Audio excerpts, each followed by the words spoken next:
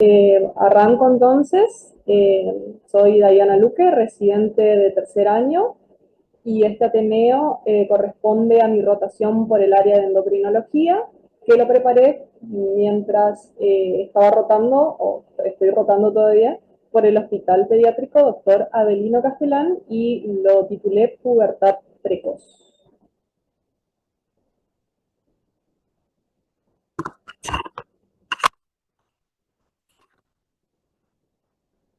Bueno, para arrancar, me propuse algunos objetivos para este Ateneo.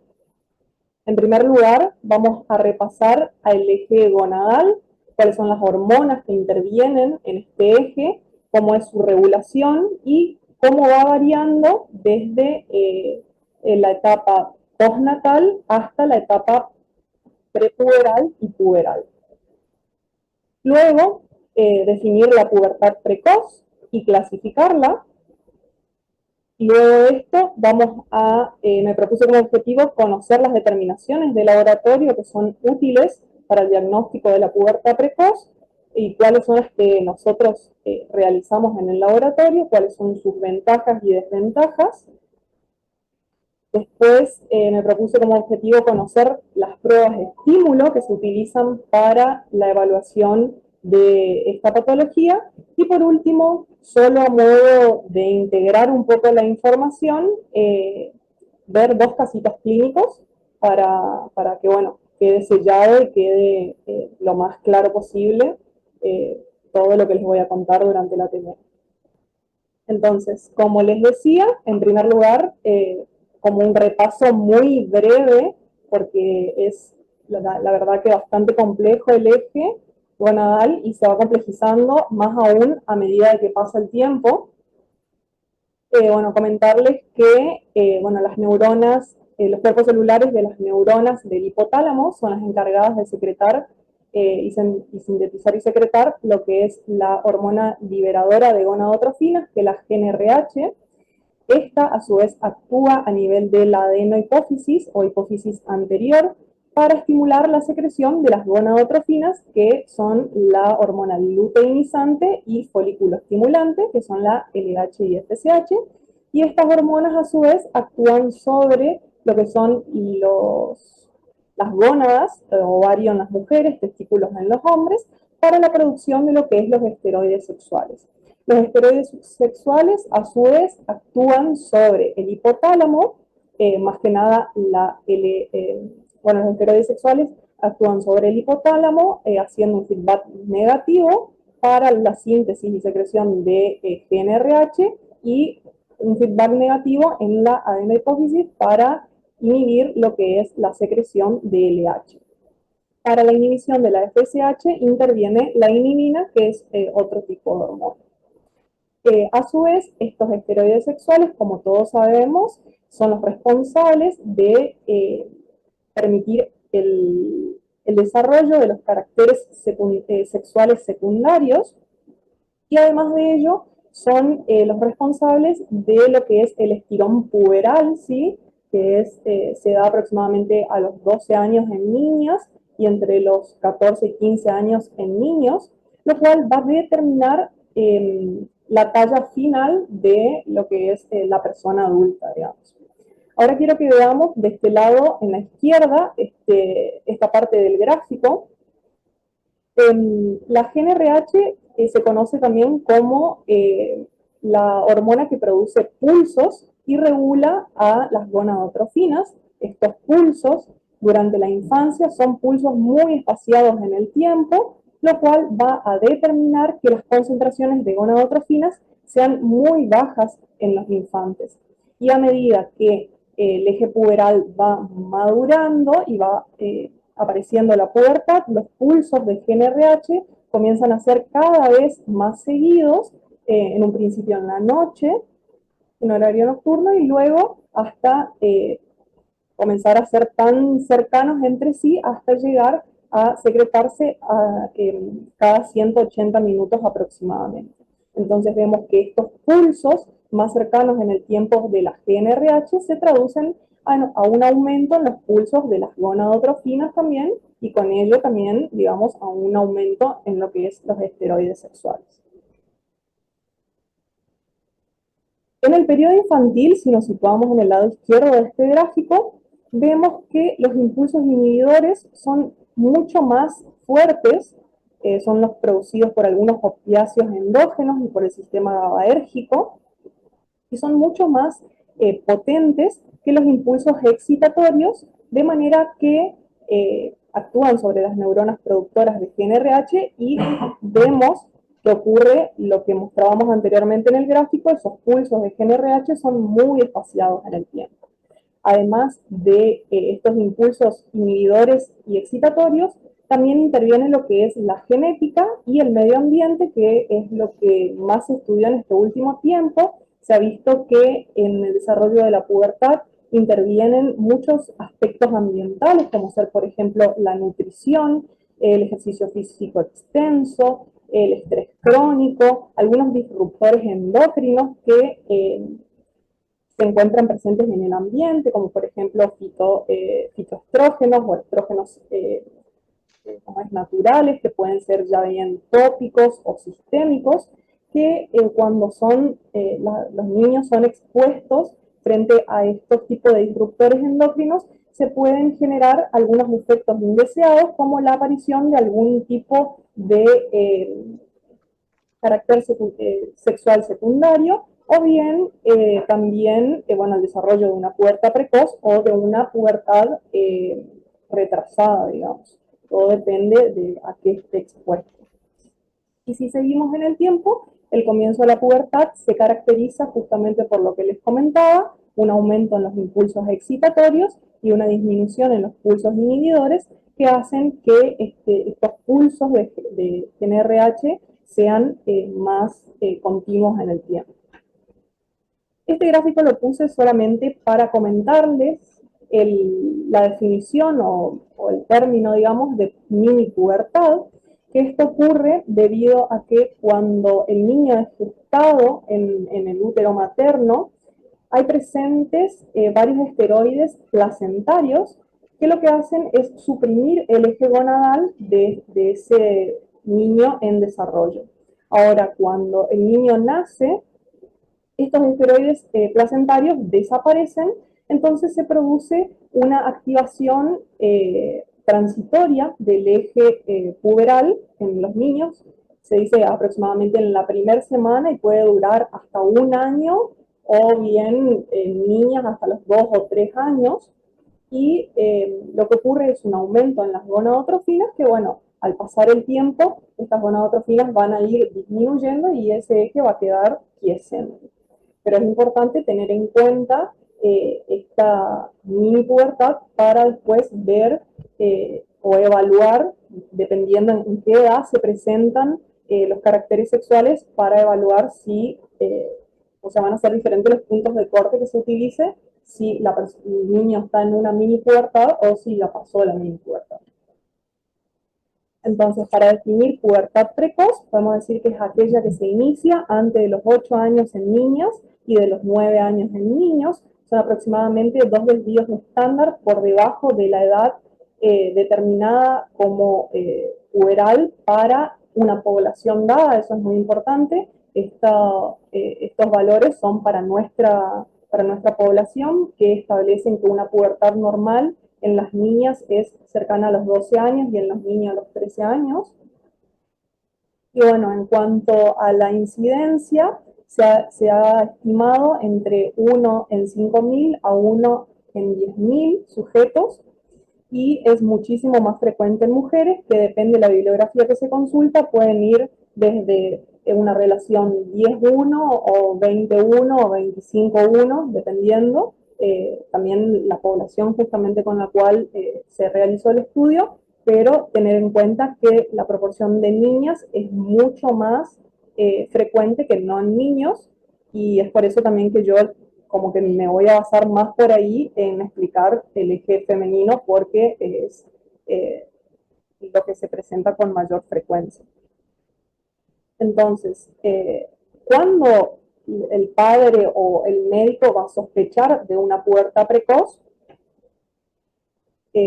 Lo va a sospechar con la aparición de los caracteres sexuales secundarios. En niñas lo más frecuente es el crecimiento de las mamas y en niños lo más frecuente es el crecimiento de los testículos, que puede ir acompañado también del crecimiento del pene. Además de ello, pueden también aparecer ciertas características como por ejemplo aparición de acné, crecimiento del vello facial en niños, crecimiento del pelo axilar en ambos casos, lo cual se denomina axilarca, olor corporal, bueno, aparición de la menstruación en el caso de niñas, crecimiento del vello púbico en ambos casos, lo cual se denomina pubarca, y bueno, en el caso de las niñas también este aumento en los esteroides sexuales lleva a un cambio en la forma corporal. Además de ello, como les comentaba, los esteroides sexuales son los responsables de ese estirón puberal, entonces lo que también se puede observar es un aumento en la velocidad de crecimiento, y lo que mejor se correlaciona con la pubertad es el incremento en la maduración esquelética, que ya vamos a ver más adelante cómo se evalúa. Y bueno, la maduración del comportamiento psicosocial, que bueno, eso puede llegar a tener algunos efectos un poco contraproducentes a la hora de, bueno, del comportamiento de estos niños. Bueno, algunos pueden sufrir bullying en el colegio o pueden tener ciertos patrones conductuales diferentes a niños normales.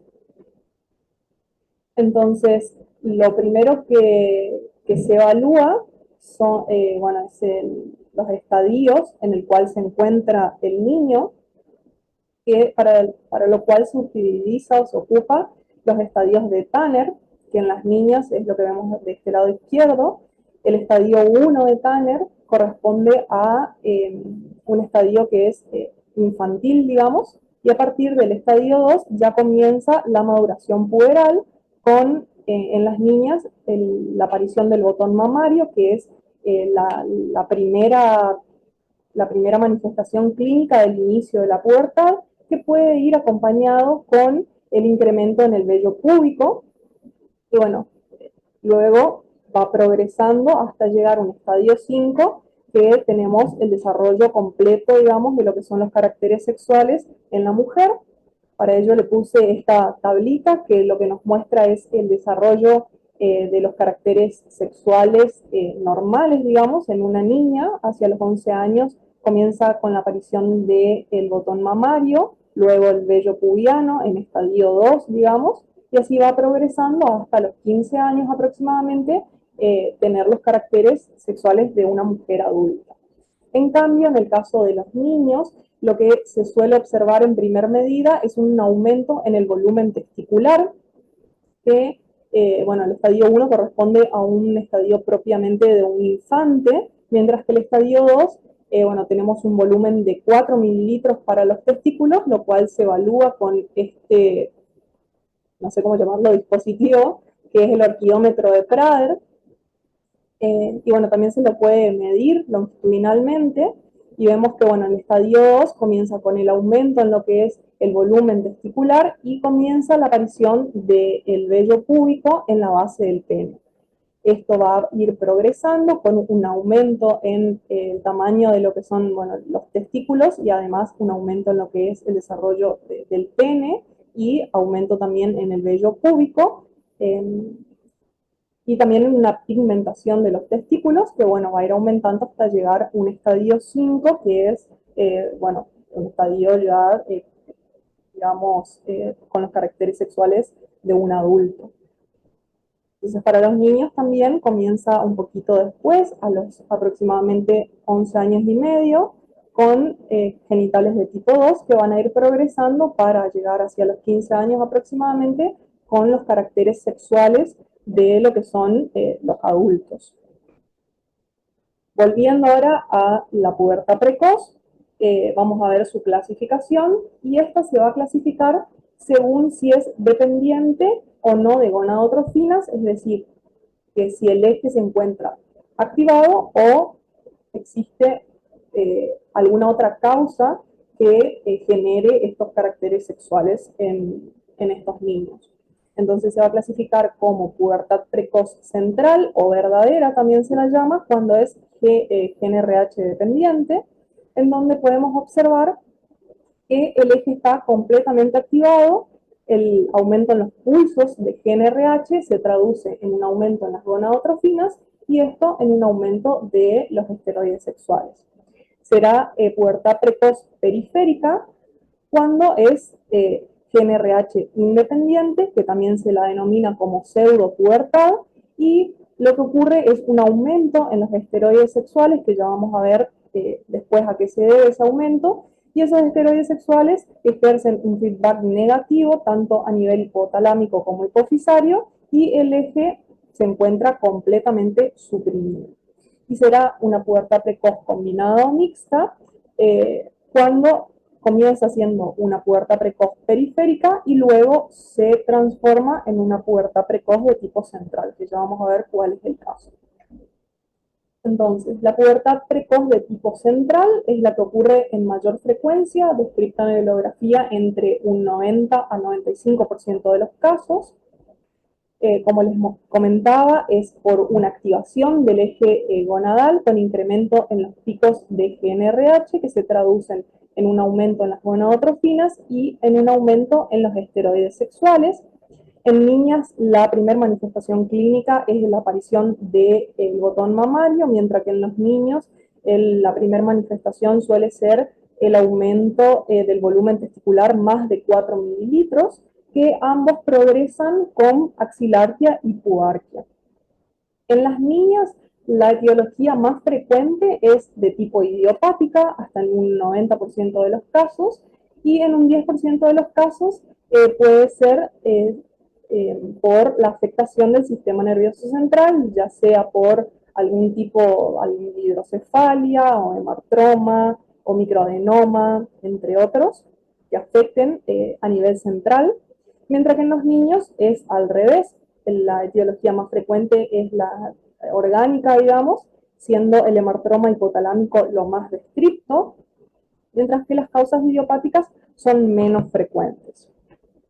En la pubertad precoz periférica, como les comentaba, vamos a tener un aumento en los esteroides sexuales, que bueno, pueden clasificarse como endógenos o exógenos. En el caso de ser exógenos, por contacto con alguno de estos disruptores endocrinos que les mencionaba anteriormente, consumo de algún tipo de estrógeno o contacto con algún tipo de elemento que esté estrogenizado. Y endógeno se puede clasificar como que sea gónada dependiente o gónada independiente. El gónada dependiente va a ser algún tumor o alguna masa presente en las gónadas que sea secretora de estos esteroides sexuales, mientras que gónada independiente por lo general es la hiperplasia suprarrenal congénita, por ejemplo, en donde este aumento de esteroides va a ser, por ejemplo, por andrógenos sexuales, por ejemplo, o bien en una masa fuera de las gónadas productora de esteroides sexuales. Y como estos esteroides sexuales están aumentados, van a suprimir a las gonadotrofinas por feedback negativo y el eje en sí se va a encontrar suprimido.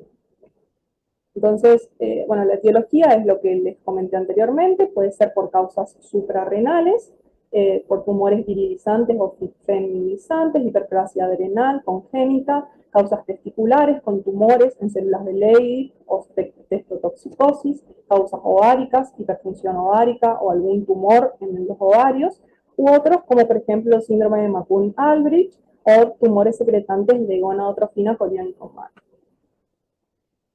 En el caso de la pubertad precoz de tipo mixta, les comentaba que era una pubertad precoz de tipo que comienza siendo periférica y que es tratada de forma crónica. Ya vamos a ver que el tratamiento, bueno, en realidad les comento así a grandes rasgos porque no es mi objetivo hablar del tratamiento, pero la pubertad precoz de tipo periférica se trata de manera diferente porque justamente lo que hace aumentar a los esteroides sexuales no es una activación precoz del eje, sino es alguna causa que se puede tratar la etiología, ya sea quirúrgicamente en el caso de la presencia de algún tumor, o bien bloquear a nivel tisular la acción de estos esteroides sexuales. Entonces, cuando se hace eso, los esteroides, digamos, se suprime los esteroides sexuales, el eje va a captar esa disminución de los esteroides sexuales y puede llegar a sufrir una activación. Entonces, como no están presentes más esos esteroides sexuales, el eje capta eso, sensa, se activa y comienza con los pulsos de liberación de GnRH, traduciéndose en lo que es una pubertad precoz de tipo central, digamos. Se activa el eje completo. Es importante y en primer lugar lo que se debe hacer es descartar una pubertad precoz secundaria a un hipotiroidismo, que es muy fácil, digamos, y esto va a ocurrir porque, bueno, como sabemos nosotros, en un hipotiroidismo vamos a tener un déficit de hormonas tiroideas, lo cual va por feedback negativo a estimular a la producción de TRH y de TSH. La TSH, a su vez, por tener una similitud estructural con la FSH, como sabemos, comparten la subunidad alfa, no así la beta, puede estimular a los receptores de FSH y además de ello, la TRH estimula también, además de a los tirotrofos, a los gonadotrofos para la producción de FSH, entonces van a aumentar ambos y esto puede llegar al aumentar, bueno, las gonadotrofinas, puede llegar a aumentar los esteroides sexuales. Pero el eje gonadal, digamos, se va a encontrar suprimido justamente porque estas ejercen un feedback negativo y la frecuencia pulsátil de la GnRH se va a encontrar disminuida. Lo bueno de esto es que detectando ese hipotiroidismo y tratándolo, se solucionarían todos los problemas y sería lo más fácil que se pueda llegar a observar, digamos. Entonces, ¿cómo el endocrinólogo se aproxima al estudio de estos pacientes? En primer lugar, debe realizar una anamnesis profunda de estos pacientitos, hablar con sus padres, evaluar el tiempo de evolución de la telarquía, que no les comenté, pero telarquía se le llama al aumento en el tamaño de las mamas, si es uni o si es bilateral, si es progresivo o si es fluctuante, el tiempo de evolución del incremento del tamaño testicular o del pene, la aparición de la pubarquia o axilarquia. Se deben realizar gráficas de crecimiento, justamente por lo que les comentaba, la acción de los esteroides sexuales, y si existen algún tipo de síntomas que te hagan sospechar de algo central, como por ejemplo cefalea, vómitos, alteraciones visuales, antecedentes personales, tanto del niño como de los familiares, casos familiares de pubertad precoz, hacer un examen físico bien profundo, tomando todos los datos antropométricos como peso, talla, índice de masa corporal, velocidad de crecimiento en centímetros por año, bueno, el estadio puberal de Tanner, que era lo que veíamos anteriormente en el otro gráfico, si hay presencia de lesiones cutáneas que nos puedan llegar a sugerir la presencia de algunas otras enfermedades, como por ejemplo manchas café con leche, exceso de vello corporal, la distribución de ese vello corporal, bueno, exploración abdominal para palpar algún tipo de masa y examen neurológico y de fondo de ojo. Entonces, se va a basar el endocrinólogo en lo que son las imágenes, una radiografía de mano de muñeca izquierda, que es la mano no hábil, y con ella lo que va a hacer es comparar con estándares previamente que ya los tienen tabulados, digamos, y lo que se hace es evaluar la edad ósea del niño utilizando justamente la radiografía de la mano de la muñeca, ecografía testicular para por ahí identificar algún tipo de masa que no pueda ser palpable, ecografía abdominopélvica, ya vamos a ver también para evaluar masas y aparte en las niñas es de mucha utilidad el tamaño y otros parámetros del útero y de los ovarios y bueno, resonancia magnética nuclear craneal. Genético, esto por lo general se suele ser medio a lo último, salvo que en la familia se tenga algún defecto genético ya que se lo conozca, digamos, pero hay ciertas enfermedades que cursan con una pubertad precoz, de manera que, bueno, los estudios genéticos se deben realizar, y bueno, las hormonas, que es lo que vamos a ver con más detenimiento. Las imágenes, esto que les comentaba yo, tienen buena sensibilidad y especificidad para poder orientarse a lo que es una pubertad precoz. Se evalúa el útero, longitud, diámetro, tamaño de fondo, bueno, todo esto lo sabe el endocrinólogo y el que trabaja con imágenes. Y bueno, en el caso de los ovarios, el volumen ovárico y su circunferencia. En el caso del laboratorio, que es la parte que nosotros nos podemos desenvolver de mejor manera, tenemos un hemograma y química para la evaluación general del paciente, el eje tiroideo, PSH y T4 libre, justamente para descartar un hipotiroidismo, y dentro del eje gonadal vamos a hacer las mediciones de las gonadotrofinas, FSH y LH, y estradiol y testosterona, que por ahí ustedes pensarán, bueno, la testo y el estradiol van a ser lo que nos va a dar el diagnóstico, pero en este caso, como los valores son ligeramente aumentados, pero para la edad del niño eso ya sería como más alto, digamos. Las metodologías que se utilizan en el laboratorio para la medición de estradiol y testo, por ahí no logran poder medir con exactitud, digamos, este pequeño aumento que existe o digamos, no se ocupan, digamos, los esteroides sexuales. Lo que sí se ocupa es la FSH y LH, que ya vamos a ver ahora. Se ocupan tanto sus valores basales, su relación y los valores post-estímulo. El eje adrenal con la 17-hidroxiprogesterona, delta 4 y sulfato de DEA, que es bueno, para evaluar el aumento de andrógenos sexuales que lleven a la aparición de estos caracteres sexuales secundarios. Y bueno, la presencia de marcadores tumorales como alfa-fetoproteína, beta-HCG, CA125 y antígeno carcino embrionario, que nos orienten más a lo que es una etiología de tipo tumoral. Las condiciones preanalíticas para lo que más se utiliza, que serían las gonadotrofinas.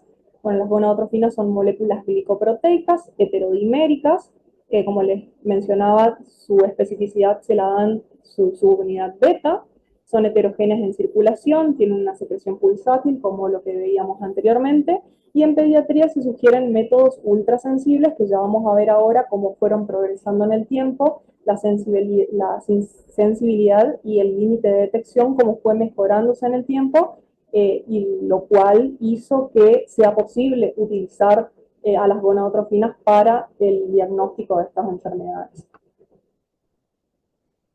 Bueno, 8 horas de ayuno como para la mayoría de las determinaciones en las primeras horas de la mañana, y siempre tener en cuenta la presencia de algún tipo de medicación que pueda llegar a interferir con estas mediciones. El espécimen que se va a utilizar, bueno, es suero, como la muestra de elección, digamos, pero también se puede utilizar heparina de litio o hepta, di o tripotásico.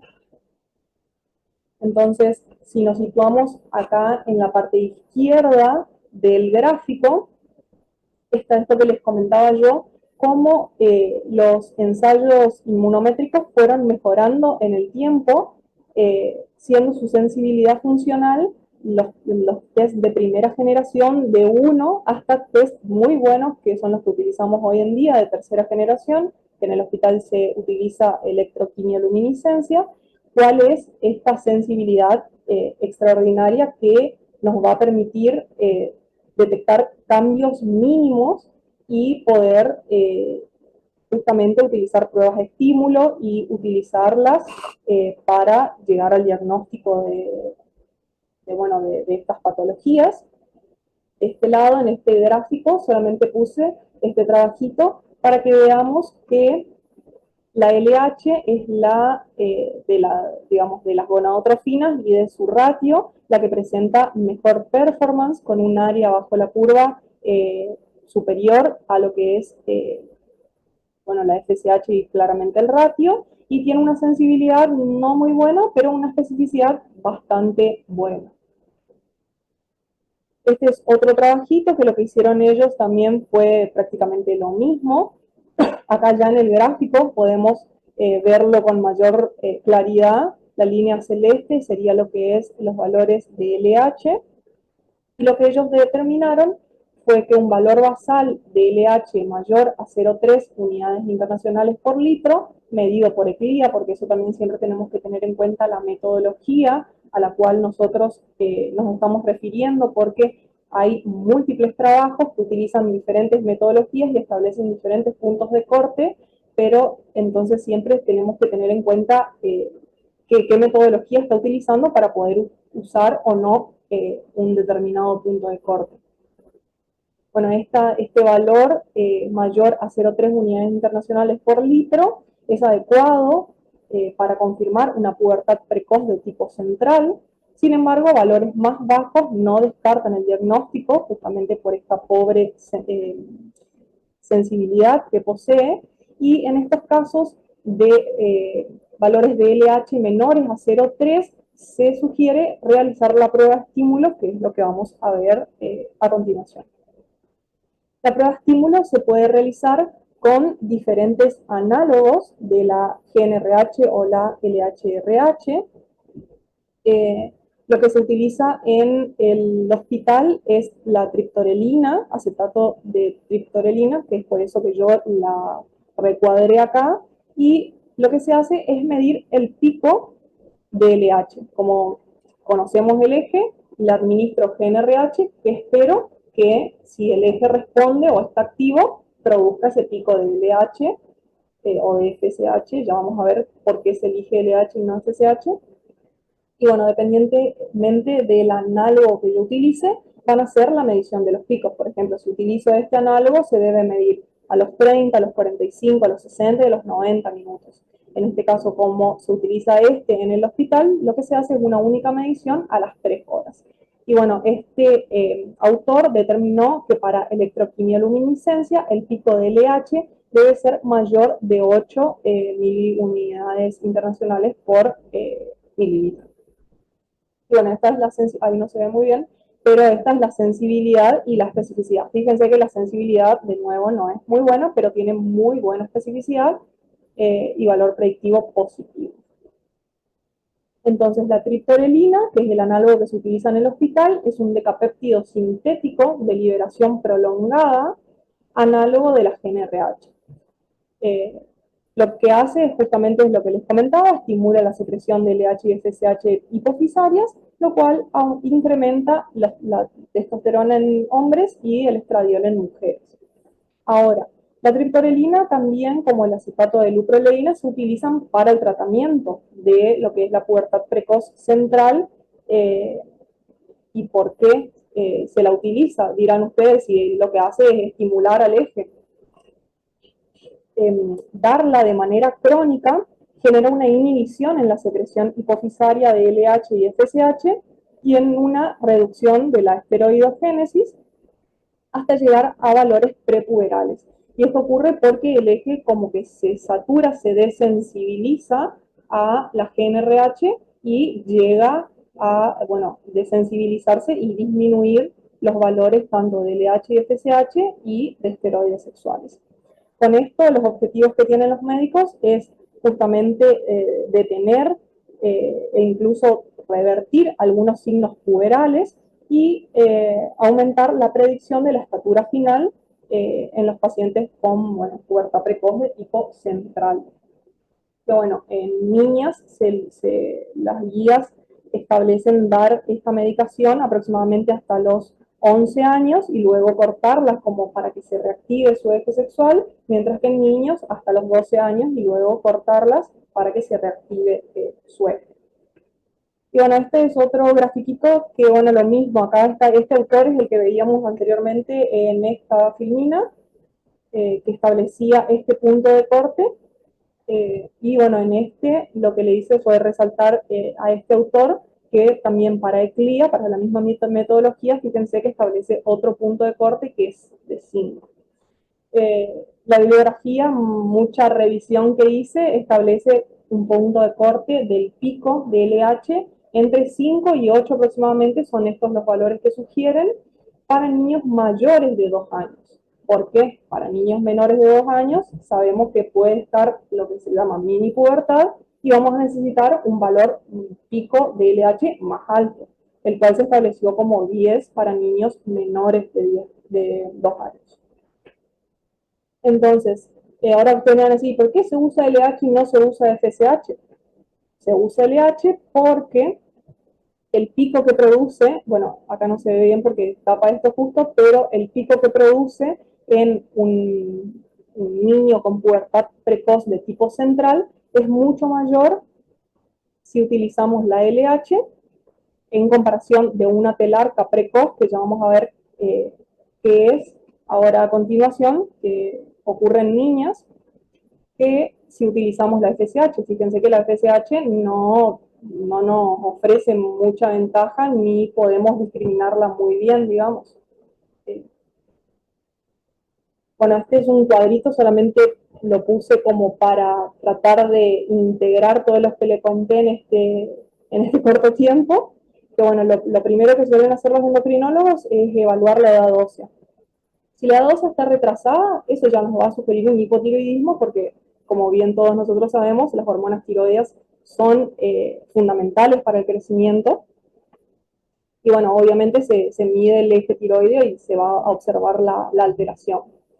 Ahora, si la edad ósea es normal, podemos tener una variante puberal que puede llegar a ser normal, para lo cual se va a realizar solamente un seguimiento con ecografías o, digamos, en el tiempo se lo va a ir siguiendo al paciente. Ahora, si la edad ósea es acelerada, podemos sospechar ya una pubertad precoz, entonces lo que hacemos es evaluar el eje. Si observamos el eje hipotálamo hipófiso gonadal inactivo con esteroides sexuales elevados, podemos estar frente a una pubertad precoz de tipo periférica. Entonces ahí vamos a ir a ver si tiene manchas café con leche, si es niña, se puede realizar algunas imágenes ecopélvica con y suprarrenal para ver que no sea un tumor ovárico o suprarrenal, descartar hiperplasia suprarrenal congénita o un quiste ovárico autónomo. Y si es niño, y bueno, si tiene, independientemente si tiene o no asimetría testicular, lo que se hace es una eco testicular, digamos, descartar hiperplasia suprarrenal congénita, y también se pueden realizar imágenes a nivel central, digamos.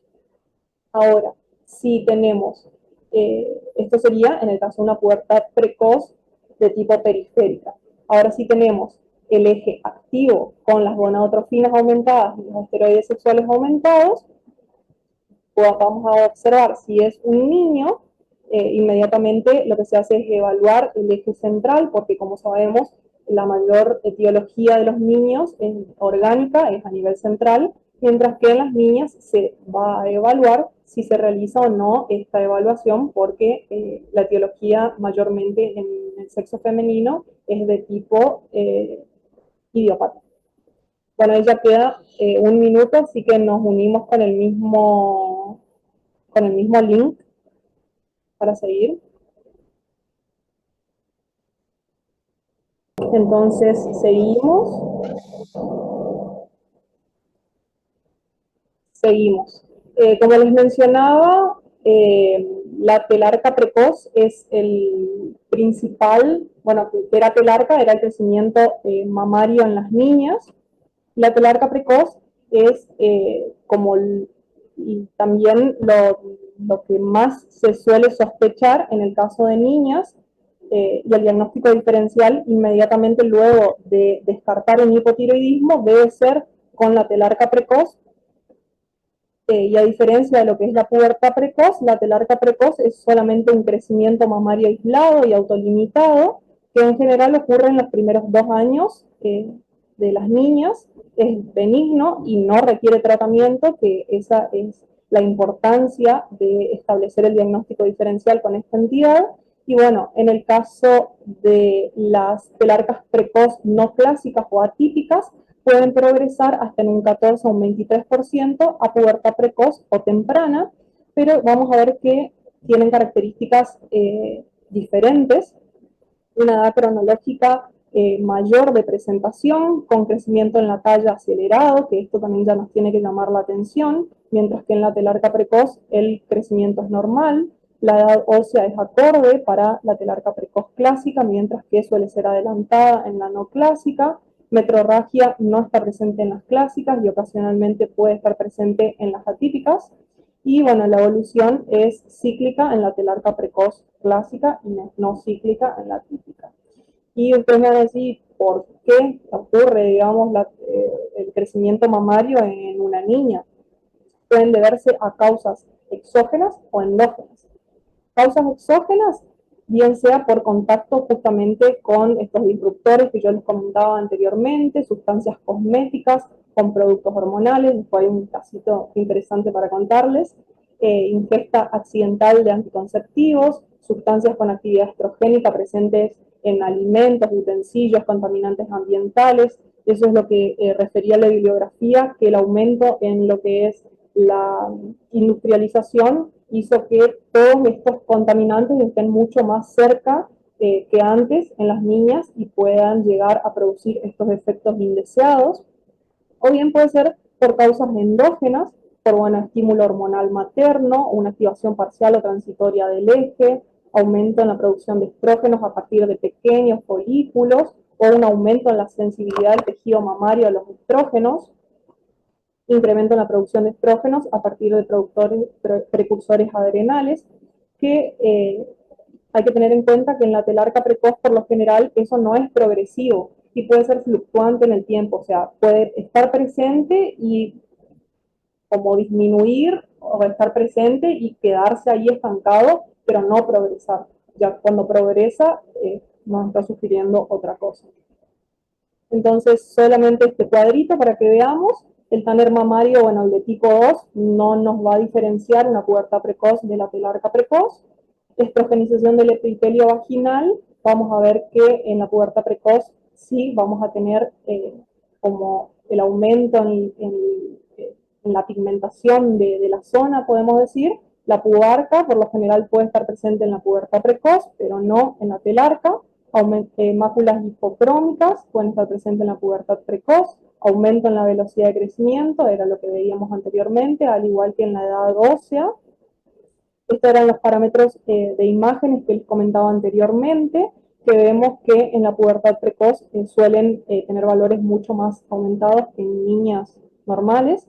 Y esto es muy importante y también era lo que veíamos en el gráfico de cuando le mostraba por qué la LH sí y la FSH no. La respuesta al test con GNRH es de predominio de FSH en el caso de la telarca precoz y en el caso de la pubertad precoz es a predominio de LH. Bueno, en este caso ellos utilizan un pico mayor a 5 miliunidades internacionales por litro. Bueno, para cerrar, vamos a ver algunos casos clínicos. Son dos en realidad nomás. En primer lugar tenemos esta paciente femenina de 5 años y 5 meses. Lo que quiero que vean es la edad ósea, que fíjense que es más o menos acorde para la edad o levemente disminuida. Tiene un útero normal con anexos normales. ¿Y qué fue lo que le llevó a la consulta? El Tanner tipo 2, que sería el aumento en las mamas, digamos. De igual manera, tiene un vello púbico cero y no presenta óseo. Entonces, lo que se hizo fue evaluar el eje tiroideo, se observaron valores normales, se midió los valores basales de las gonadotrofinas, que son disminuidos, digamos, anormales, y se realizó la prueba estímulo con triptorelina, que vemos que tiene un claro predominio de FSH y que la LH no es mayor a 5 o 7 o 8 el punto de corte que ustedes quieran usar. Entonces, sacando limpio, la LH basal es menor a 0,3, vemos acá.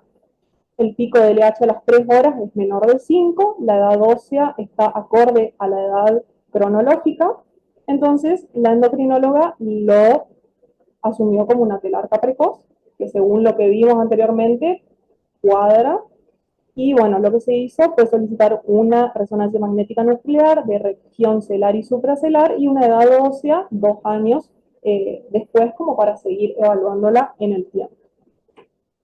Después tenemos este paciente masculino con diagnóstico de tumoración cerebral a los 5 años, derivado del hospital Garrahan a los 7 años, donde es diagnosticado como glioma de bajo grado, compatible con astrocitoma pilocítico, que bueno, traduciéndolo es una afección a nivel central.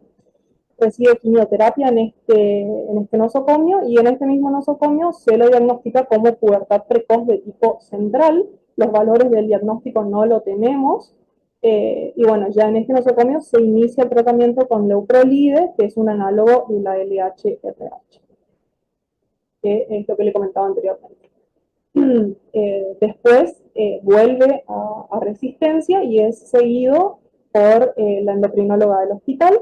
Entonces, solamente lo que quiero mostrarle con estos datos es cómo, cómo actúa, digamos, cómo actúa el tratamiento y cuáles son los datos que tenemos que tener en cuenta. Vemos que este es el primer registro luego de que vuelve del Garrahan. Tiene un Tanner o genitales de tipo 2 con vello púbico 1 y un tamaño o volumen testicular 6 mililitros bilateral. Si vemos en junio, esto quiero que presten atención, la edad cronológica es de 9 años, mientras que la edad ósea es de 11 años. Vemos que existen 2 años de diferencia, o sea, tenía una edad ósea adelantada para la edad cronológica. Fíjense, el Tanner o los genitales son de tipo 3, con vello púbico tipo 1 y el volumen testicular de 6 mililitros bilateral. Bueno, esta es solo una foto que está medio mal tomada, que la sacamos ¿cómo se llama?, de la historia clínica, y bueno, esto es solamente a manera gráfica para mostrarles cómo los endocrinólogos van graficando cómo es la edad en el tiempo y cómo los van siguiendo. Bueno, esta es del 2019, en donde el niño ya tenía 10 años.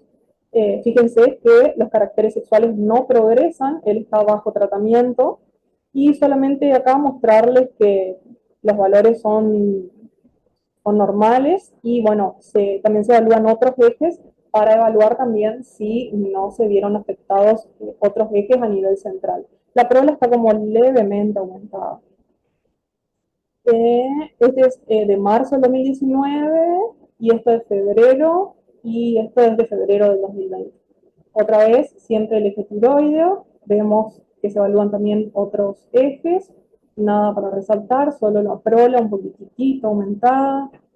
Eh, Esto es el seguimiento para abril del 2021, y en el 2021 ella tenía 12 años, una edad cronológica de 11 años, con una edad ósea de 12. Fíjense que va como llegando, digamos, asimilándose, acercándose, mejor dicho.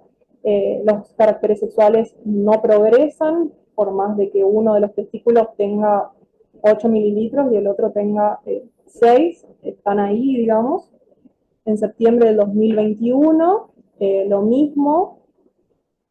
Fíjense que no progresan los caracteres sexuales, y bueno, acá se lo diagnostica con una obesidad de tipo general y se lo deriva a lo que es el servicio de nutrición. Fíjense que el peso está, para la talla, es como un poquitito elevado, digamos.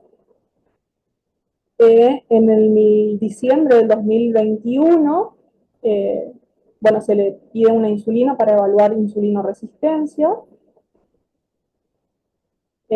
Bueno, la prola sigue como levemente aumentada, IGF-1 para evaluar el crecimiento, se encuentra normal.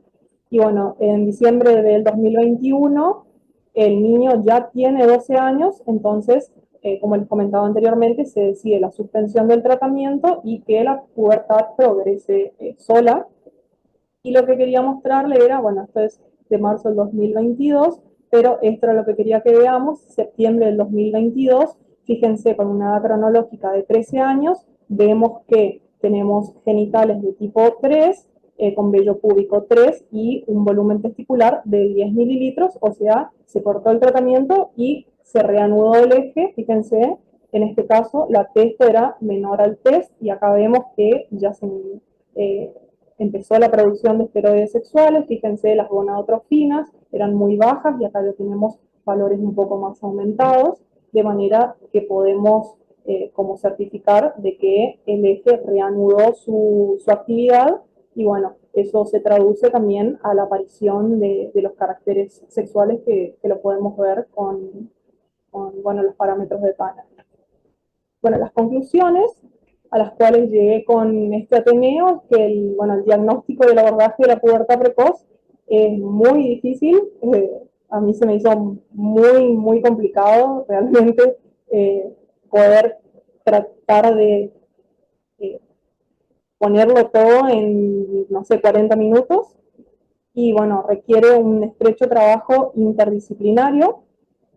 El laboratorio juega un rol fundamental para esclarecer la etiología de la pubertad precoz y para poder establecer una clasificación, aunque hay en muchos casos que no puede, resulta no conclusivo, que la clínica no se acompaña del laboratorio y las imágenes te dicen una cosa. Entonces nos contaba la endocrinóloga que es realmente muy difícil poder decir es o no es una pubertad precoz.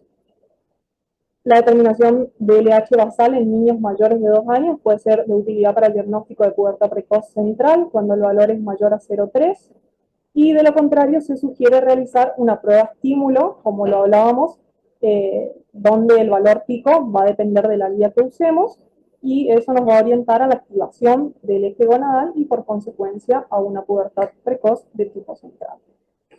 Bueno, esto sí yo, llegando al viernes.